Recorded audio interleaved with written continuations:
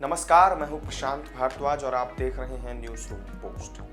दिल्ली का जंतर मंतर इन दिनों पहलवानों के प्रदर्शन का अखाड़ा बना हुआ है। 10 दिनों से यहां पहलवान धरने पर बैठे हुए हैं, लेकिन इस सबके बीच बीती रात यहां वही हुआ जिसका शायद पहले से सबको अंदाजा था।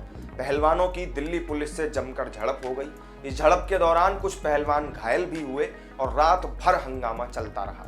हालांकि अब तक ये धरना प्रदर्शन काफी शांतिपूर्वक चल रहा था। पहलवानों ने कुश्ती संघ के अध्यक्ष और बीजेपी सांसद ब्रजभूषण शरण सिंह के खिलाफ मोर्चा खोल दिया और उनकी गिरफ्तारी की मांग भी चल रही है। इस बीच दिल्ली पुलिस पर भी जमकर आरोप लगे, लेकिन 3 मई की रात को जो कुछ भी हुआ उसने अब इस धरना प्रदर्शन को एक नया रूप दे दिया है। देश को मेडल दिलाने वाले पहलवानों ने पहले रोते हुए अपने राज्य हरियाणा के लोगों से जंतर मंतर पर इकट्ठा होने की अपील भी की है, जिसके बाद अब किसान आंदोलन समेत उन तमाम आंदोलनों की यादें ताजा हो गई हैं जो पुलिस कार्रवाई के बाद भड़क उठे थे। किसान आंदोलन का ही अभी जिक्र करते हैं क्योंकि हाल फिलहाल में वही बड़ा आंदोलन हुआ था।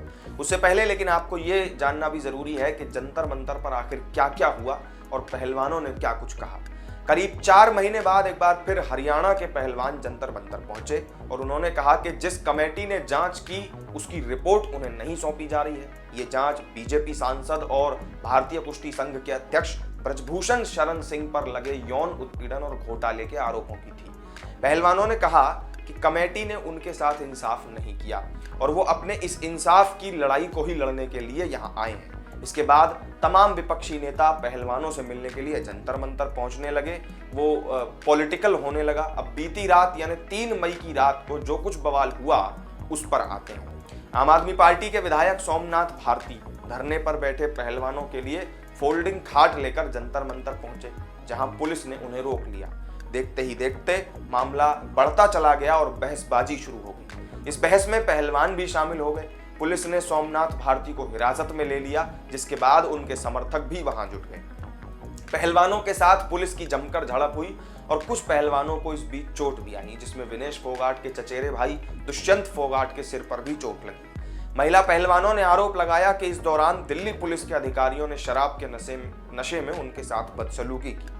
जंतर मंतर पर पुलिस कार्रवाई के बाद अब पहलवानों ने अपना प्रदर्शन तेज करने के संकेत दे दिए हैं। हर बार की तरह इस बार भी पुलिस एक्शन के बाद ये आंदोलन और ज्यादा बढ़ सकता है, क्योंकि सोशल मीडिया पर लगातार पहलवानों की रोती बिलखती तस्वीरें और ज्यादा और तमाम ऐसे वीडियोस भी वायरल होने लगे हैं। ऐसे में ये एक बड़े आंदोलन को खड़ा कर सकते हैं। खुद पहलवानों की तरफ से भी इसकी अपील की जा रही है।